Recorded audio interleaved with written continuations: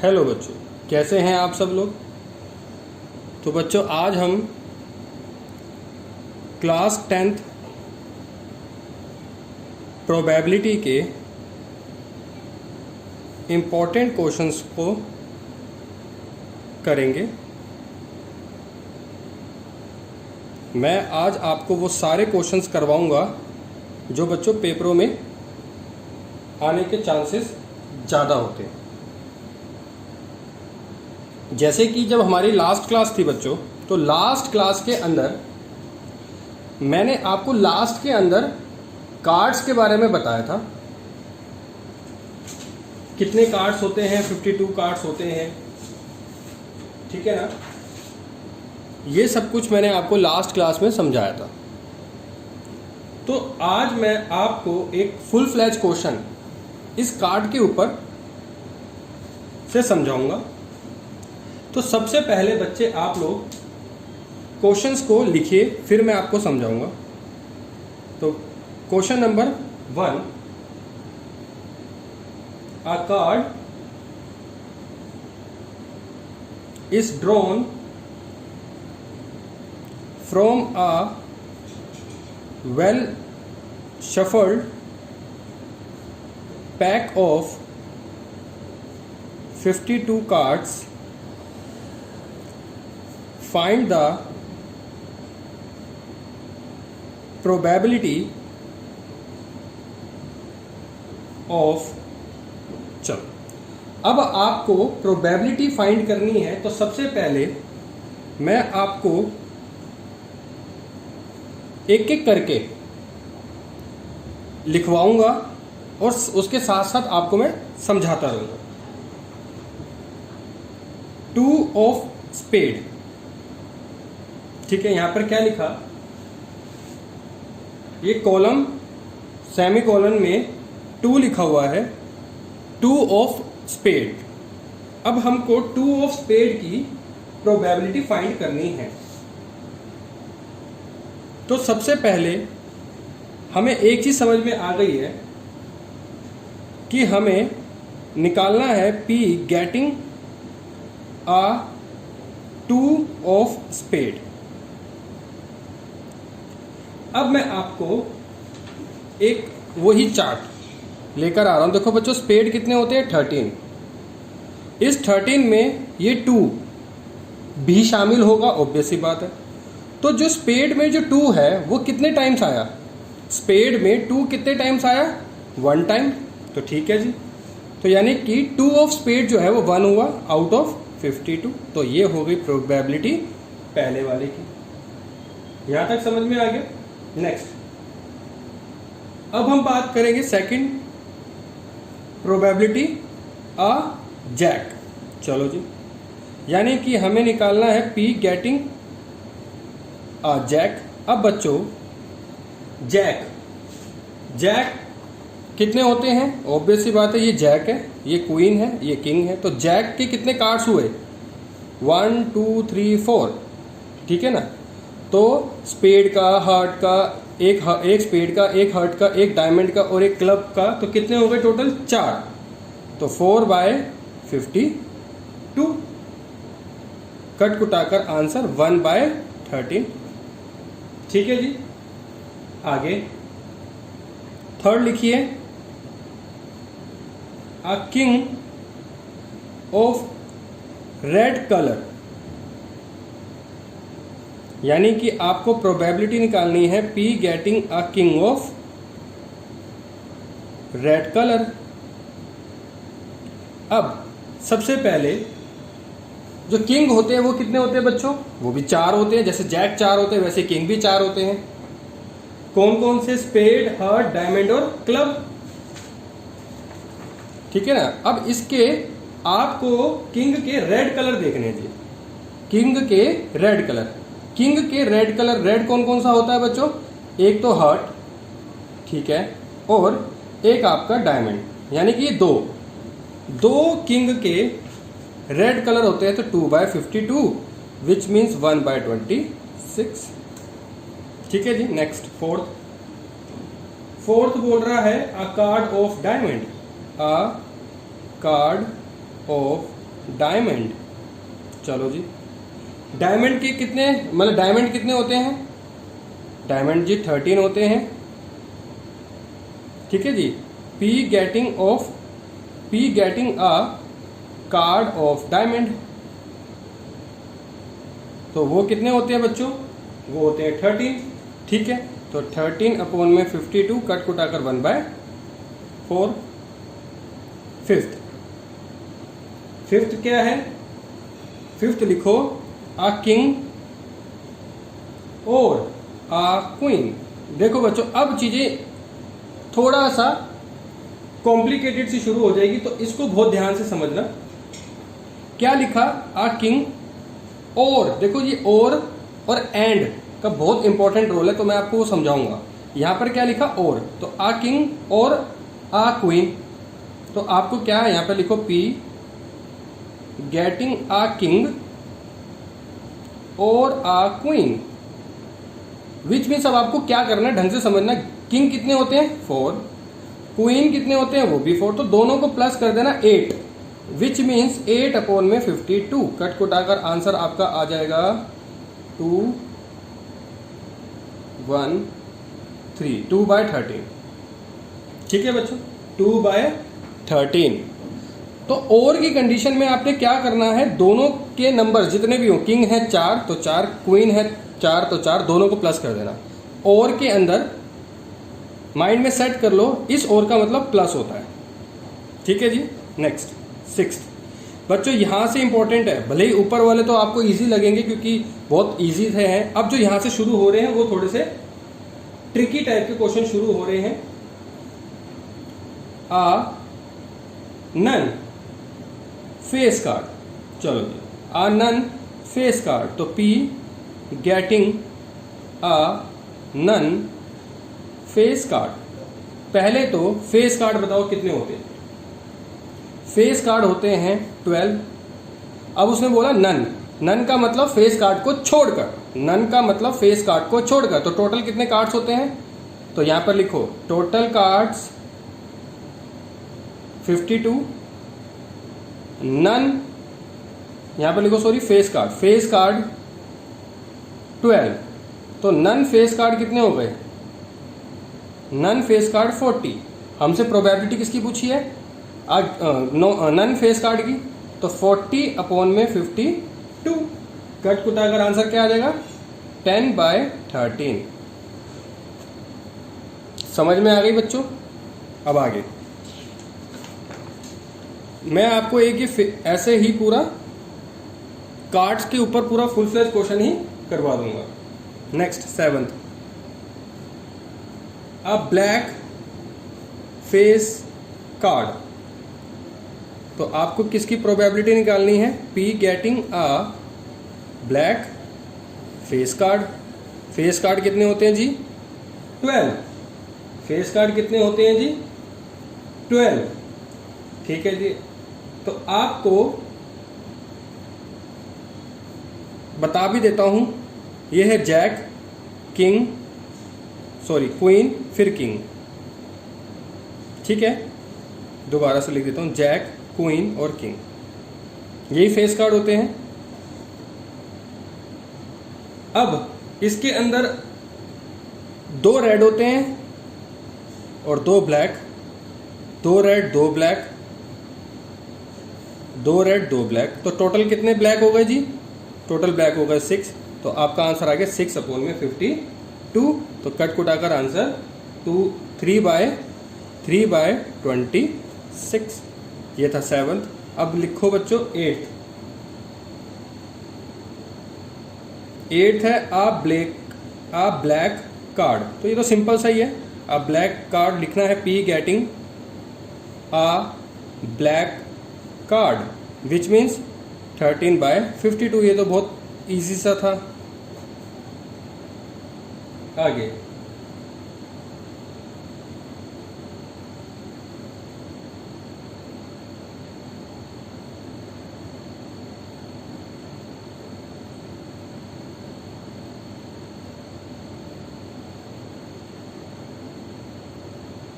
लिखो बच्चों 9th non face card of black colour. चलो जी, ये बहुत इंपॉर्टेंट है। Non face card of black colour, non face card of black colour. तो देखो जी, सबसे पहले मैं आपको कुछ लिखवा रहा हूं तो वो देख लो।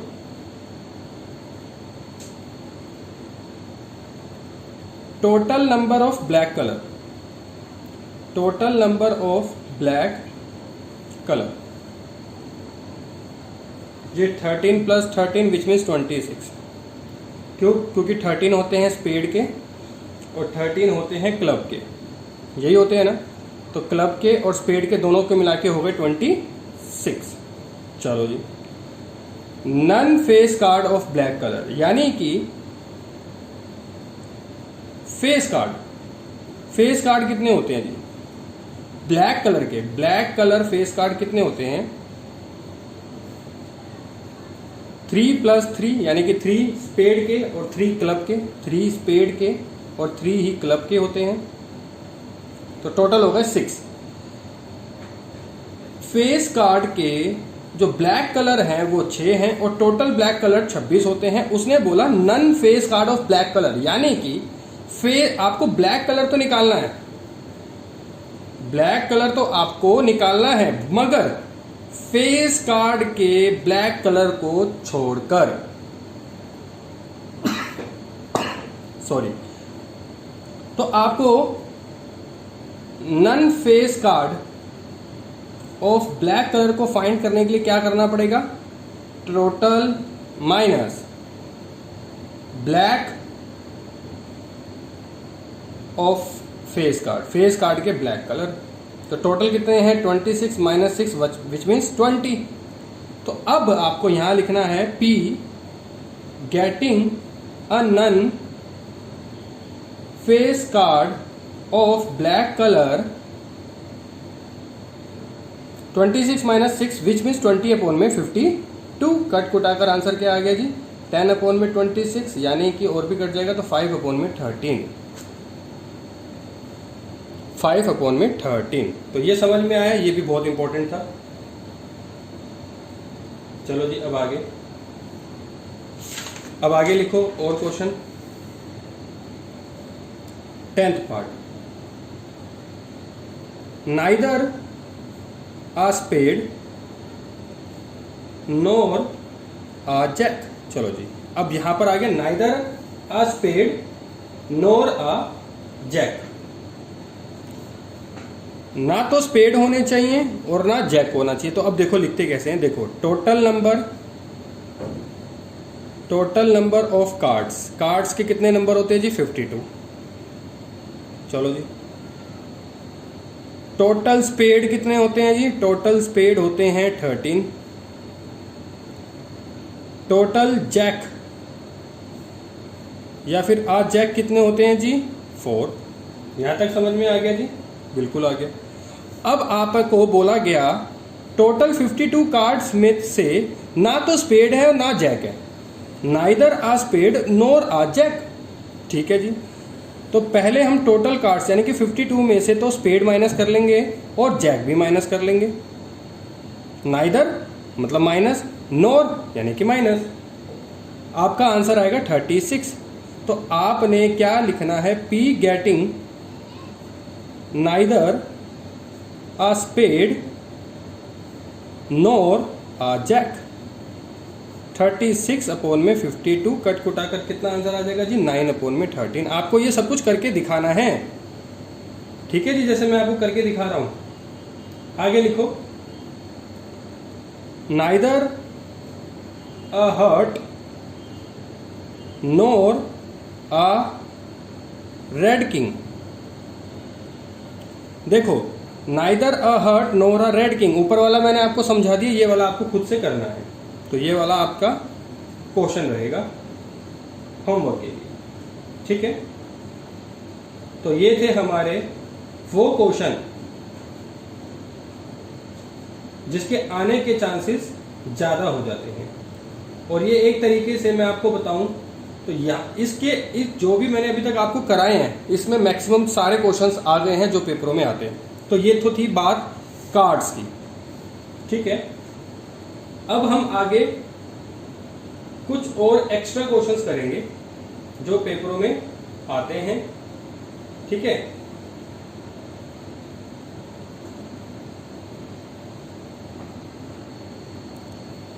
एक क्वेश्चन लिखो, question number 2। An integer is chosen between 0 and 100. What is the probability? पहला लिखो डिविजिबल बाय 7, डिविजिबल बाय 7, और दूसरी प्रोबेबिलिटी लिखो नॉट डिविजिबल बाय 7। चलो जी, ये क्वेश्चन एग्जाम्स में पूछा गया है। तो सबसे पहले मैं आपको जो समझा रहा हूं उसको समझिएगा। 0 से लेके 100 तक के बीच में नंबर्स हैं, काउंटिंग है। तो जो हमारे नंबर्स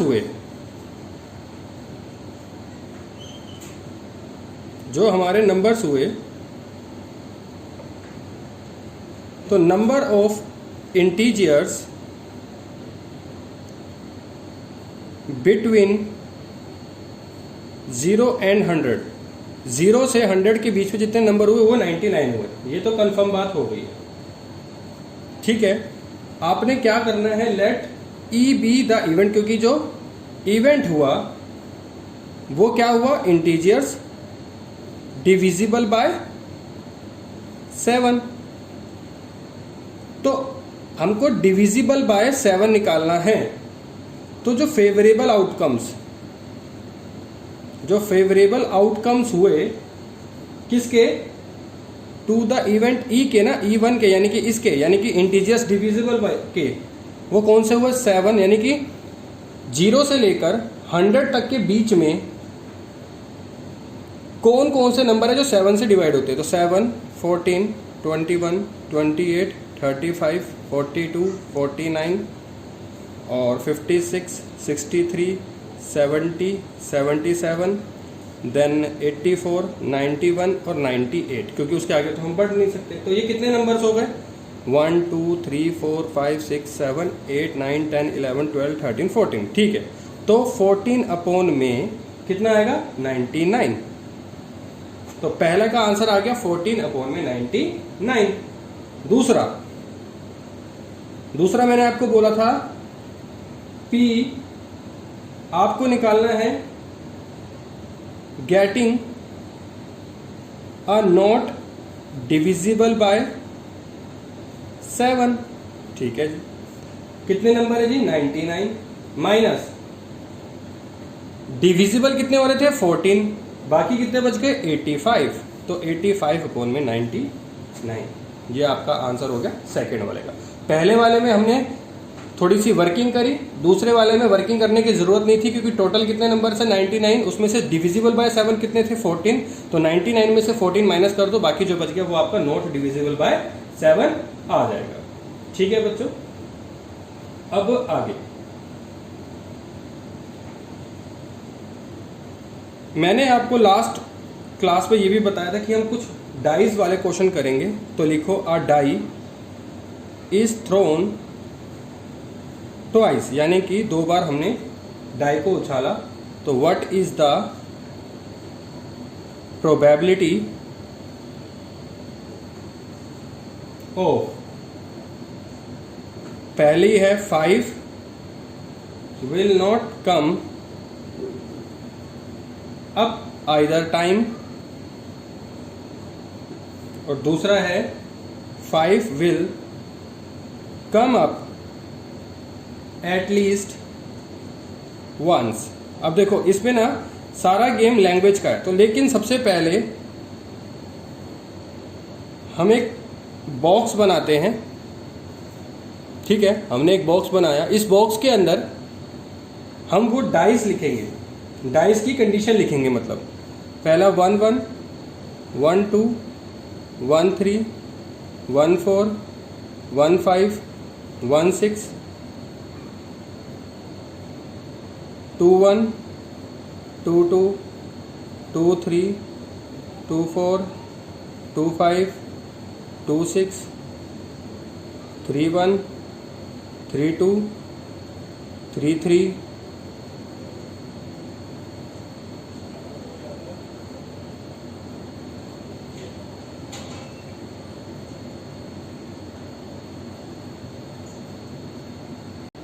तो ये मैंने आपको 36 आउटकम्स लिख के दे दिए।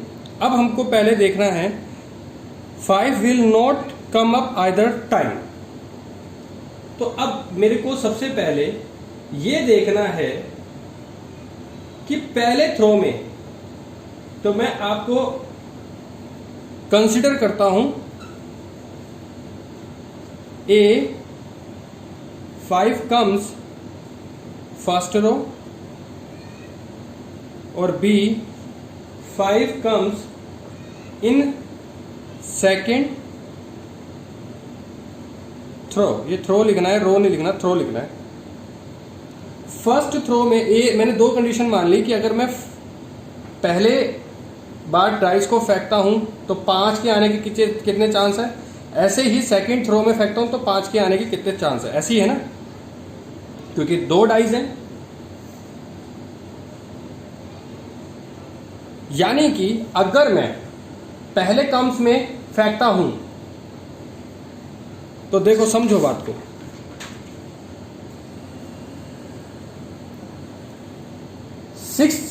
भाई ऑब्वियस सी बात है, मेरे 5 के आने के चांसेस कितने हो जाएंगे पहले थ्रो में मेरे 5 के आने के चांसेस 6 हो जाएंगे। कितने में से? 36 में से। उसी तरीके से दूसरे में भी 5 के आने के चांसेस कितने हो जाएंगे? 6। ये बात समझ में आ रही?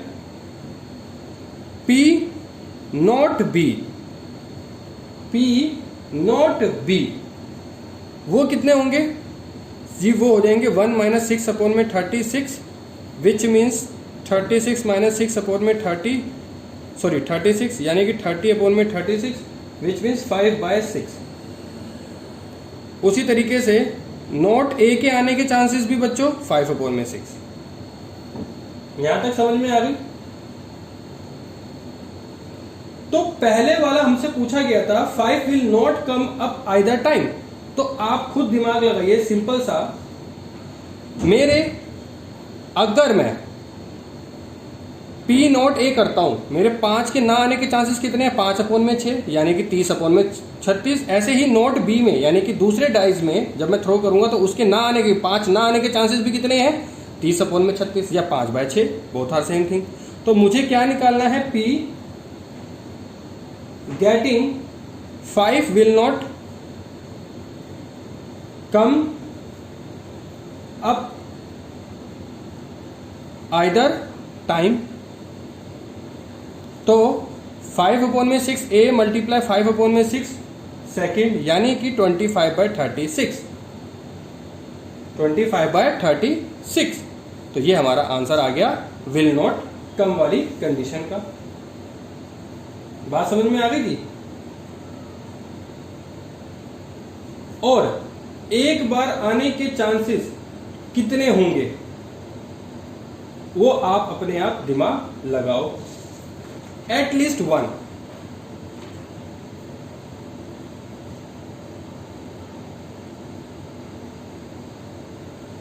ये देखो, मैं यहीं पे आपको समझा देता हूं, बाकी आपको आंसर खुद निकालना है। 5 will come up at least once. देखो, इस पूरी रो में एक, इसमें आ रहा है 1 2 3 4। अब यहां पर देखो, ये 2 है ना, क्योंकि एट लीस्ट ये 5।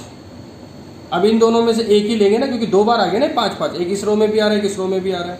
तो इस रो में कितने, या तो इस रो के 5 मान लो या इस रो के 5 मान लो, किसी एक रो के 5 मानने पड़ेंगे क्योंकि ये 5 यानी कि ये वाली जो चीज़ है वो कॉमन आ गई। चलो जी, तो हमने इस वाली यानी कि ये जो कॉलम है, इस कॉलम के हमने 5 मान लिए, इस रो के हमने 6 मान लिए।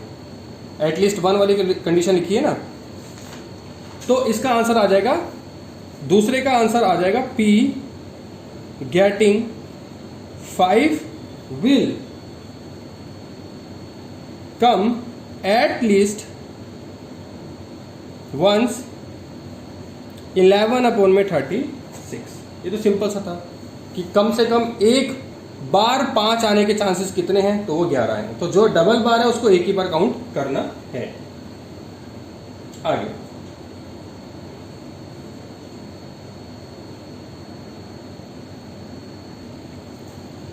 बच्चों, 2 कॉइन वाले आपने क्वेश्चन बहुत बार कर रखे होंगे, तो 2 बार का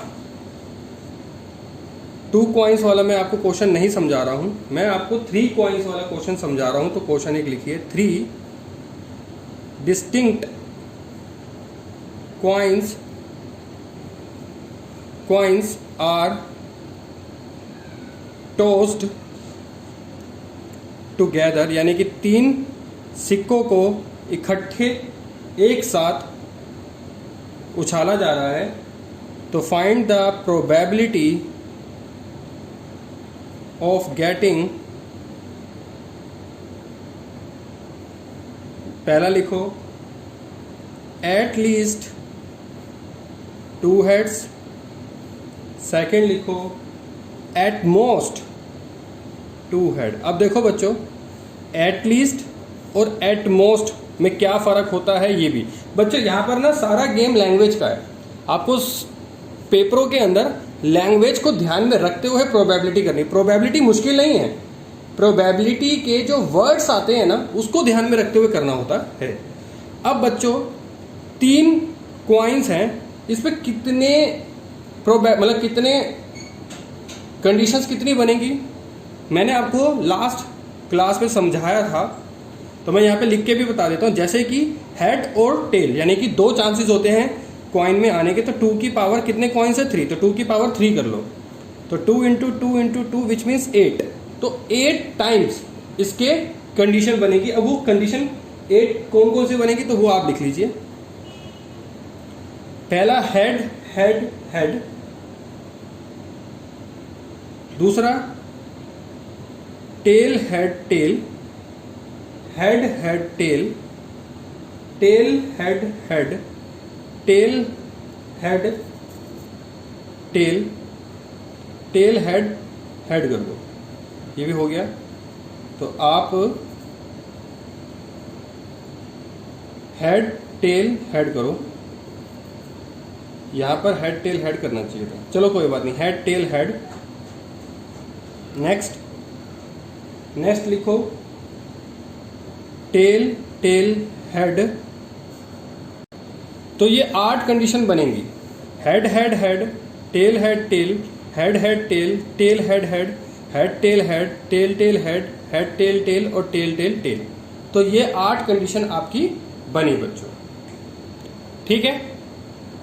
हमारा पहला क्वेश्चन था एटलीस्ट 2 हेड, कम से कम 2 हेड होने चाहिए। अब कम से कम 2 हेड होने चाहिए, ऐसे कितनी कंडीशन बन रही है, देखो ये 3 हेड है तो 2 तो है ही हैं। तो पहले मैं यहां पे लिख लेता हूं, possible outcomes of at least 2 heads. तो यहां पर मैं लिख रहा हूं हेड हेड हेड, यानी कि इसमें कम से कम 2 तो हैं ही, ठीक है। हेड हेड टेल, इसमें भी 2 हैं, टेल हेड हेड, इसमें भी 2 हैं, और हेड टेल हेड, इसमें भी 2 है, बाकी औरों में 2 नहीं है। तो 4/8, यानी कि आंसर आ गया कट कुटाकर 1/2। अब मैं आपको समझाने जा रहा हूं possible outcomes of at most वाला। अब एट मोस्ट वाला ढंग से समझना चाहिए। एट मोस्ट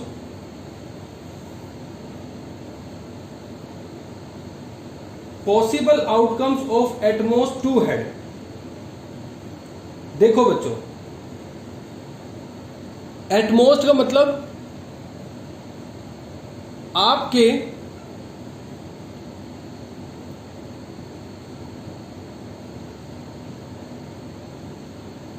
जीरो भी हो सकता है, 1 भी हो सकता है, 2 भी हो सकता है। यानी कि एटमोस्ट 2 हेड का मतलब 0 भी हो सकता है, 1 भी हो सकता है, 2 भी हो सकता है। बात समझो, एटमोस्ट का मतलब अगर एक भी हेड ना हो तो भी चलेगा, एक हेड हो तो भी चलेगा, 2 हेड हो तो भी चलेगा। 2 से ज्यादा तो खैर बोला ही नहीं ना, क्योंकि एटमोस्ट का मतलब यहां पर मैं लिख रहा हूं, यहां पे 2 लिख दिया, 1 लिख दिया और 0 लिख दिया। यानी कि 0 हेड हो, 1 हेड हो, 2 हेड हो, चलेगा। बात समझ में आ गई? एटलीस्ट में क्या बोला गया था कि कम से कम 2 चाहिए, तो 1 होगा नहीं चलेगा, 2 होगा मतलब अब एटलीस्ट में ग्रेटर समझ लो, एटलीस्ट के अंदर ग्रेटर यानी कि आगे बढ़ना है, यानी कि 2 भी हो सकता है, 3 भी हो सकता है, चलेगा। एटमोस्ट में 2 से कम यानी कि 2 हो तो चलेगा, 1 हो तो चलेगा, 0 हो तो चलेगा, लेकिन 2 से ज्यादा नहीं होना चाहिए एटमोस्ट में। ठीक है, एटमोस्ट का मतलब समझ जाओ डिक्रीजिंग में आना, एटलीस्ट का मतलब समझ जाओ इंक्रीजिंग में जाना, इक्वल टू इंक्रीजिंग और इक्वल टू डिक्रीजिंग। बस यहां तक समझ में आ गया। एटलीस्ट और एटमोस्ट सबसे इंपॉर्टेंट चीज है, ये स्टार लगा रहा हूं तो सिर्फ एक कंडीशन को छोड़ दो, ये हेड हेड हेड को छोड़कर बाकी सबके अंदर एटमोस्ट वाली कंडीशन बन रही है, तो मैं इसको छोड़कर ये सारा यहां लिखूंगा, विच मीन्स मेरे कितने बनेंगे 1 2 3 4 5 6 7, तो मेरी इसकी जो प्रोबेबिलिटी आ गई 7/8। एटलीस्ट और एटमोस्ट की कंडीशन समझ में आई, क्योंकि ये सबसे इंपॉर्टेंट है, पेपरों में एटलीस्ट और एटमोस्ट वाला क्वेश्चन आता है, ढंग से समझ लो। और इसी का एक क्वेश्चन मैं दे रहा हूं आपके लिए होमवर्क में, लिखो 3 different coins are tossed together, find the probability। ये क्वेश्चन आपके लिए होमवर्क में है। Exactly 2 heads, exactly 2 heads। दूसरा एट लीस्ट 2 heads। तीसरा एट मोस्ट 2 tails। चौथा एट लीस्ट 2 tails। तो ये आपके लिए जो क्वेश्चन है ये आपका होमवर्क में है बच्चों, ठीक है।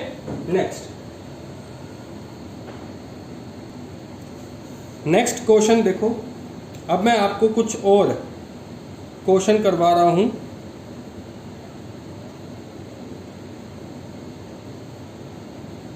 लिखो अ बैग कंटेन्स 15 white and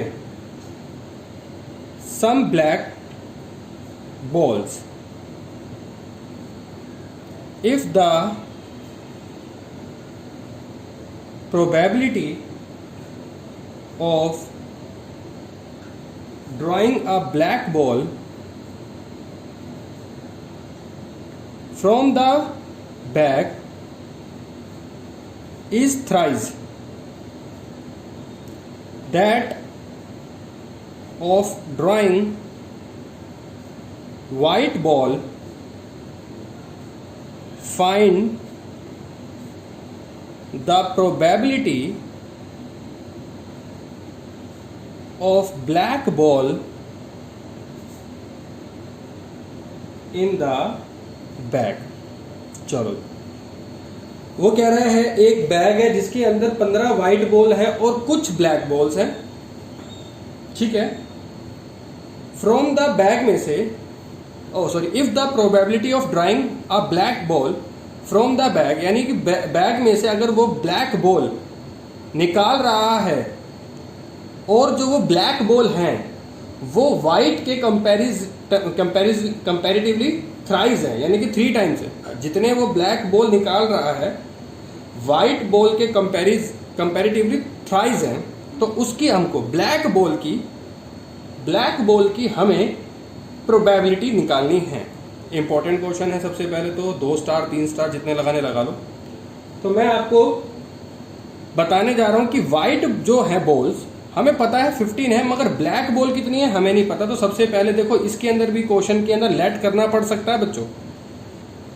तो आंसर में लिखो लेट द ब्लैक बॉल, जो हमें नहीं पता कि कितनी है, black balls be x. Black ball को हमने एक्स मान लिया। अब लिखो the number of white ball, जिसको जो हमको पता है वाइट बॉल्स कितने हैं बच्चों 15, ये तो हमें पता ही है। तो बच्चों टोटल नंबर कितने हो गई, टोटल नंबर्स ऑफ बॉल की कितने नंबर्स हो गए हमें नहीं पता। क्यों नहीं पता जी, x प्लस 15 लिख लो। नहीं पता तो x प्लस 15 लिख लो, क्योंकि ब्लैक बॉल को x माना और व्हाइट बॉल को हमने 15 माना। चलो जी, अब प्रोबेबिलिटी की कंडीशन देखो, यहां पर मैं समझा रहा हूं, देख लो। P हमने निकाला किसको है बच्चों, ब्लैक बॉल को। तो P black ball equal to 3P white ball. अब हमको इक्वल करने के लिए व्हाइट के साथ 3 से मल्टीप्लाई करना पड़ेगा, ठीक है, क्योंकि यहां पर तो वो थ्राइस दे रखा है ब्लैक बॉल के साथ, तो हमें व्हाइट बॉल के साथ 3 से मल्टीप्लाई करना पड़ेगा इक्वल करने के लिए। तो ब्लैक बॉल को हमने क्या माना बच्चों, x अपॉन में प्रोबेबिलिटी है ना, तो x अपॉन में टोटल मतलब x plus 5 equal to 3। White ball तो हमें पहले से पता है 15 अपॉन में टोटल, यानी कि x प्लस 15। यहां तक समझ में आ गया बच्चों। चलो जी, यहां तक आपको आ गया समझ में। तो हम क्या लिखेंगे, x अपॉन में x plus 15 is equal to 3 को 15 से मल्टीप्लाई 45 अपॉन में x प्लस 15।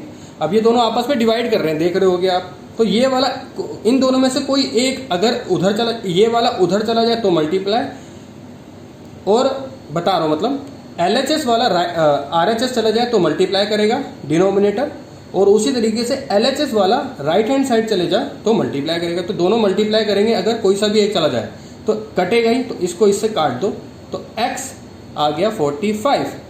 देखो ब्लैक बॉल कितनी आ गई, ब्लैक बॉल हमारी आ गई बच्चों 45, यानी कि व्हाइट बॉल हमारी 15 थी तो ब्लैक बॉल हमारी 45 थी। यही बोला गया था ना कि ब्लैक बॉल जो है वो थ्राइस है as comparatively to white balls निकालने की। तो ये था हमारा क्वेश्चन, ठीक है, जो कि वेरी इंपॉर्टेंट था। अब हम और कुछ आगे क्वेश्चंस, एक क्वेश्चन और लिखो आपके लिए होमवर्क में बच्चों। ये जितने भी मैं क्वेश्चंस आपको होमवर्क के लिए दे रहा हूं वो करने जरूर है, इसके अंदर कोई वो नहीं करना। 2 different dice are thrown together. Find the probability, यहाँ पे लिखो have a sum less than 6। दूसरा लिखो have a product less than 6।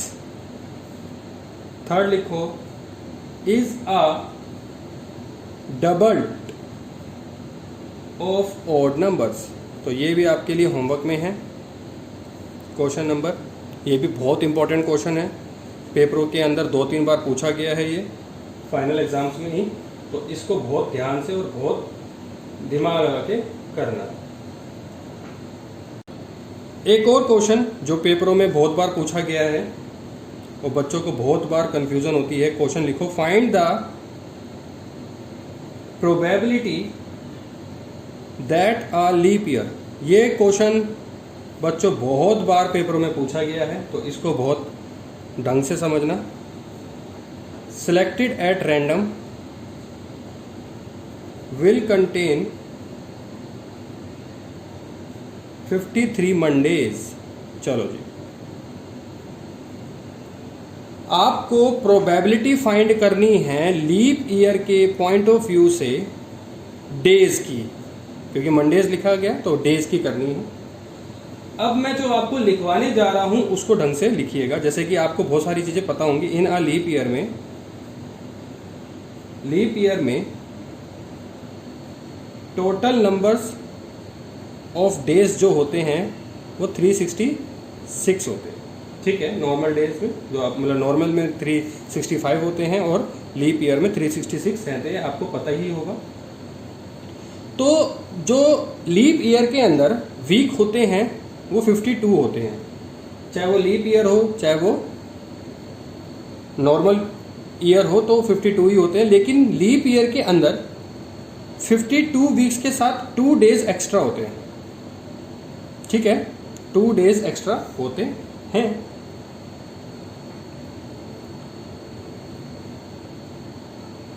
अब कैसे, ये भी मैं आपको करके दिखा देता हूं। 12 महीने होते हैं, 52 वीक्स हैं और 7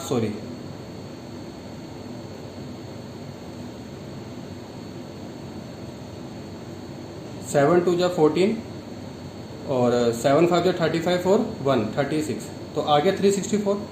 टोटल डेज कितने हुए 366, तो 366 में से 364 चले गए वीक्स के, बाकी के 2 दिन बच गए ना, ठीक है। तो ये ऐसे निकलता है भाई, वीक में 7 डेज होते हैं तो इसलिए 7 से मल्टीप्लाई करते हैं। 52 को 7 से मल्टीप्लाई किया प्लस 2 डेज। चलो ये समझ में आ गया होगा। आगे अब जो ये एक्स्ट्रा 2 डेज होते हैं ये कौन से हो सकते हैं, ये पता है आपको? नहीं पता। तो कंडीशन कैसे बनेगी एक्स्ट्रा 2 डेज की? देखो बच्चों संडे भी हो सकता है प्लस मंडे भी हो सकता है। संडे मंडे कोई सा भी दिन आ सकता है ना, एंड लिख लो प्लस की जगह। संडे मंडे, मंडे ट्यूसडे, ठीक है जी, Tuesday and Wednesday, Wednesday and Thursday, Thursday and Friday और फ्राइडे एंड सैटरडे, कुछ भी हो सकता है, ठीक है। संडे मंडे हो सकता है, मंडे ट्यूसडे हो सकता है, Tuesday Wednesday, Wednesday Thursday, Thursday Friday और फ्राइडे सैटरडे, कुछ भी हो सकता है। तो प्रोबेबिलिटी क्या बनेगी लीप ईयर में? डेज के पॉइंट ऑफ व्यू से प्रोबेबिलिटी क्या बनेगी? प्रोबेबिलिटी बनेगी 2/7, क्योंकि कोई से भी 2 दिन आ सकते हैं लीप ईयर में, कोई से भी 2 दिन आ सकते हैं 7 में से, तो 2/7 बस। तो ये था हमारा इंपॉर्टेंट क्वेश्चन जो कि बहुत बार पूछा भी गया है। नेक्स्ट लिखो question, the probability of guessing the correct answer, find the value of y। बच्चों देखो मैंने इसके अंदर 2 क्वेश्चन लिखवाए हैं आपको। The probability of guessing the correct answer to a certain question is x/12, यानी कि जो प्रोबेबिलिटी है वो करेक्ट आंसर की वो x/12 है और रॉन्ग आंसर की 3/4 है। फाइंड x फाइंड करना है। तो यहां तक तो हो गया एक question. If a student copies the answer then the probability is 2/6, यानी कि बच्चों ने जो आंसर्स की कॉपी दी है उसकी प्रोबेबिलिटी 2/6 है और जिन्होंने नहीं दी है उसकी प्रोबेबिलिटी 2y/3 है। Find the value of y। तो ये 2 क्वेश्चन आपके इसी एक क्वेश्चन के अंदर 2 क्वेश्चन बन गए हैं। तो मैं आपको ये वाला बताऊंगा पहले वाला, और ये वाला आपको खुद से करना है होमवर्क में। तो चलो स्टार्ट करते हैं। पहले वाला क्या बोला? The probability of guessing the correct answer to a certain इज x/12 if the probability of guessing the wrong answer is 3/4, find the value of x। अब देखो बच्चों, एक आपने फॉर्मूला देखा था PE plus P0E equal to किसके होता है? 1 के। तो यहां पर ये P जो E है, PE जो है उसको करेक्ट आंसर के लिए मान लो, प्लस पी नॉट ई जो है उसको रॉन्ग आंसर के लिए मान लो, बस। अब हो गया ना आसान। तो करेक्ट आंसर कितने हैं, वो है x/12 प्लस रॉन्ग का क्या है 3/4 इक्वल टू 1। बस अब इसको सोल्व कर दो, कोई मुश्किल नहीं है। 12 और 4 का एलसीएम 12, 4 के टेबल में 12 आता है कितने टाइम, 3 ऊपर वाले को 3 से मल्टीप्लाई, 3 3 जा 9, x का x equal to 1, x plus 9 is equal to 12 divide वहाँ जाके मल्टीप्लाई, तो 1 को 12 से मल्टीप्लाई करेंगे, x is equal to 12 minus 9, तो x आ गया 3। तो x की वैल्यू आ गई बच्चों 3। ऐसे ही y को आपने फाइंड करना है अपने आप से, ठीक है बच्चों। तो बच्चों ये थे हमारे प्रोबेबिलिटी के वो क्वेश्चंस जिसके आने के चांसेस बहुत ज़्यादा होते हैं। अगर आपने ये आज की क्लास आपने अच्छे से समझ ली है तो आपके 6 से 8 मार्क्स बच्चों पक्के हो चुके हैं, ठीक है बच्चों। तो इस क्वेश्चंस को, जो मैंने आपको क्वेश्चंस लिखवाए हैं, ये आपको अपने आप से भी करने हैं और जो मैंने आपको होमवर्क के लिए दिए वो भी करने हैं। तो बाकी और कुछ क्वेश्चंस मैं आपको होमवर्क के लिए भी दूंगा, तब तक के लिए आप इन क्वेश्चनों को करो। कोई भी डाउट होता है तो मेरे से पूछिएगा, ठीक है बच्चों।